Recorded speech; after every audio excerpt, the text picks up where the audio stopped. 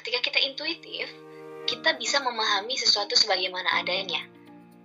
Kita tidak menginterpretasi sesuatu sesuai pikiran kita.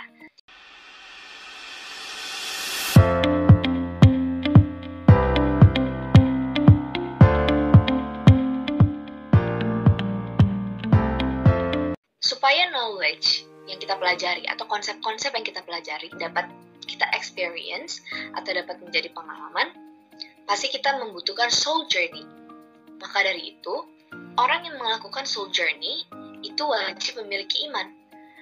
Dan orang yang melakukan soul journey pastinya imannya akan terus meningkat. Nah, orang yang beriman ini memiliki kualitas dalam jiwanya. Di antaranya kesabaran, keikhlasan, tawakal, acceptance, surrender, tabah, dan berbaik sangka. Nah, selama ini pasti kita sudah mempelajari konsep tentang kesabaran, keikhlasan, tawakal, dan lain-lain. Tapi, apakah kita betul-betul melaksanakannya? Apakah kita betul-betul memiliki kualitas ini?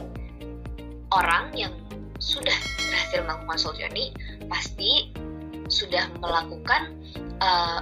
melaksanakan kualitas tersebut, dan kualitas tersebut pasti ada dalam dirinya. Ia juga memiliki pelampung nih. Orang yang sudah melakukan soul journey, mereka memiliki pelampung seperti puasa, prayer, sholat, sadhana, dan juga meditasi. Jadi melalui proses seperti puasa, prayer, sholat, dan lain-lain, ia melakukan soul journey. Dan buah dari soul journey ini adalah kualitas dari orang yang beriman tersebut, yaitu kesabaran, keikhlasan, tawakal, dan kualitas orang beriman yang lainnya. Ada pula indikator bahwa kita berhasil melakukan soul journey nih. Yang pertama, kita menjadi intuitif. Jadi, ketika kita intuitif, kita bisa memahami sesuatu sebagaimana adanya. Kita tidak menginterpretasi sesuatu sesuai pikiran kita. Jadi kita hanya acceptance, kita hanya surrender, dan kita hanya menerimanya sebagaimana adanya. Dan yang kedua, itu adalah kita bisa merasakan di dalam. Pengetahuan yang mengubah jiwa kita, itu akan kita rasakan di dalam diri kita. Akan kita rasakan bagaimana ia mentransformasi diri kita. Dan yang ketiga, kita akan menghilangkan segala keraguan. Jadi segala keraguan atau doubt, anxiety, itu akan hilang dalam diri kita. Jadi, soul journey ini akan memberikan kepastian dalam keyakinan kita. Keyakinan kita akan semakin kuat lagi ketika kita melakukan soul journey. Yang keempat, itu adalah memberikan kesaksian atau witnessing. Dan yang kelima, yang terakhir, itu adalah transformasi jiwa. Tentunya dong, ketika kita melakukan soul journey, pasti sedikit demi sedikit kita akan melakukan transformasi jiwa. Orang yang melaksanakan soul journey atau mengalami soul journey, mereka juga memiliki medan, di mana medannya itu adalah kehidupan ini. Jadi, ketika kita menghadapi ujian kehidupan, itu adalah medan kita. Itu adalah medan kita melakukan soul journey. Jadi, ketika kita menghadapi ujian ini, kita harus bertanya, apakah pengetahuan yang kita punya itu dapat kita aplikasikan dalam menghadapi kehidupan, dalam menghadapi ujian ini. Nah, kalau kita sudah bisa melewati ujian kehidupan ini dengan kesadaran atau consciousness, artinya kita sudah lulus satu tahap untuk menuju ke titik destination. Karena pastinya soul journey memiliki tahap-tahap kan, sama seperti kita melakukan perjalanan. Pasti ada yang namanya rest area atau titik berhenti. Jadi, kalau misalkan kita melewati ujian kehidupan kita dengan kesadaran, pasti kita akan bisa lulus tahap demi tahap sampai akhirnya kita sampai ke tujuan akhir kita. Tuhan memberikan pelampung agar selamat sampai ke tujuan akhir destination kita. Nah, contoh pelampung ini salah satunya adalah puasa tersebut pastinya.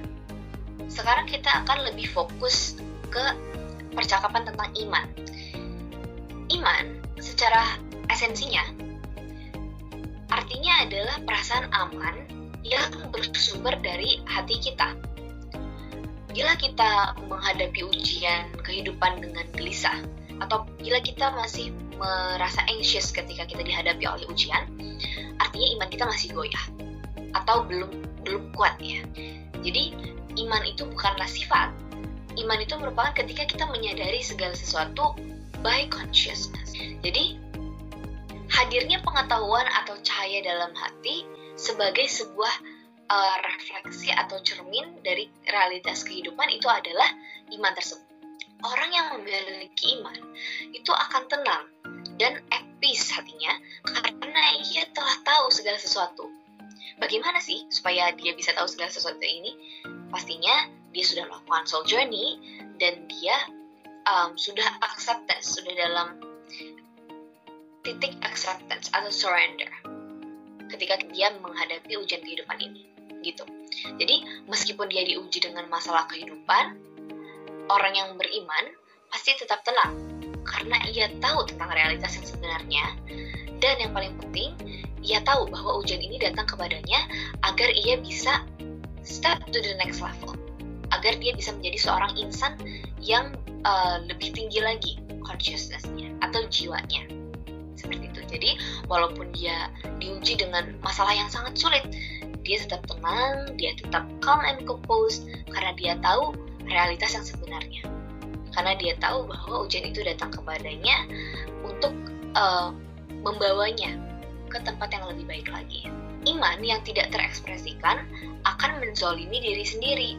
Contohnya, ketika kita diuji oleh Tuhan dan kita tidak bersabar atau kita tidak mengekspresikan kesabaran, maka dirinya atau jiwanya akan menjadi gelap.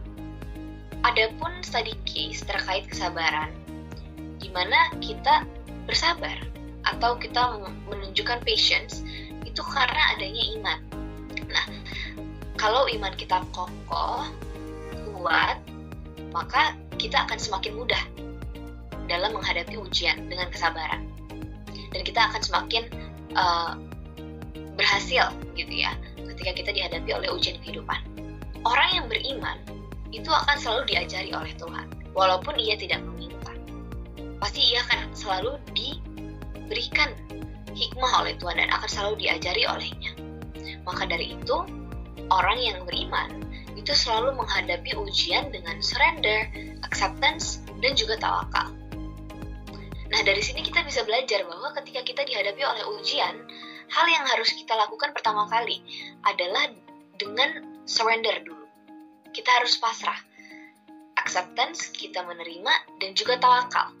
Tapi tawakal ini bukannya kita hanya menunggu ya, menunggu masalah itu akan terselesaikan sendiri, tidak.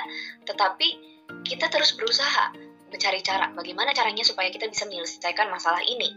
Kita juga meminta bantuan oleh orang lain, tetapi di dalam hati kita dan dalam pikiran kita, kita tetap yakin, iman kita tetap kuat.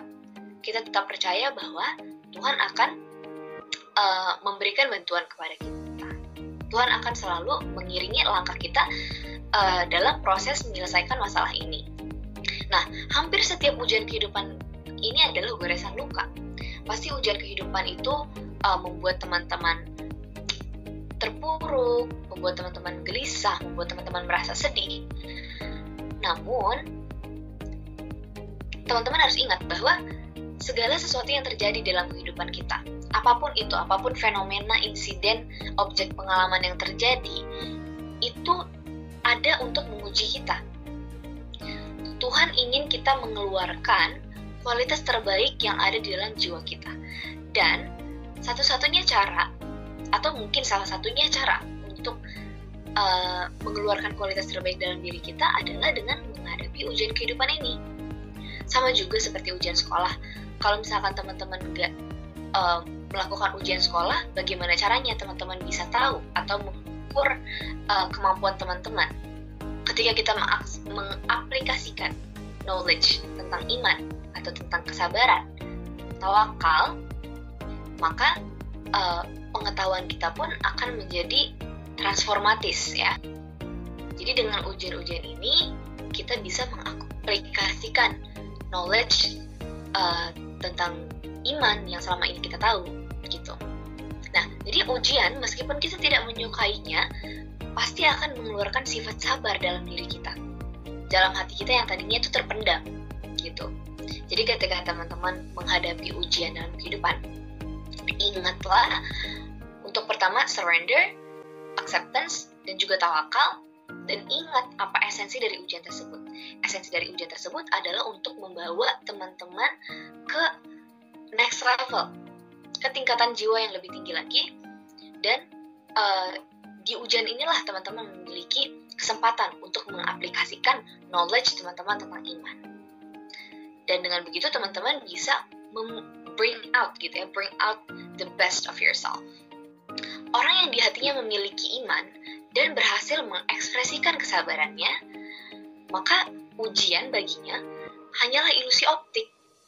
Nah, sebaliknya, orang-orang yang tidak memiliki keimanan atau imannya masih goyah gitu ya, cenderung berpikiran sempit dan menyerah ketika ia diberi ujian oleh kehidupan. Nah, pastinya teman-teman mau dong jadi orang yang lulus ujian supaya teman-teman bisa lanjut ke tahap yang selanjutnya.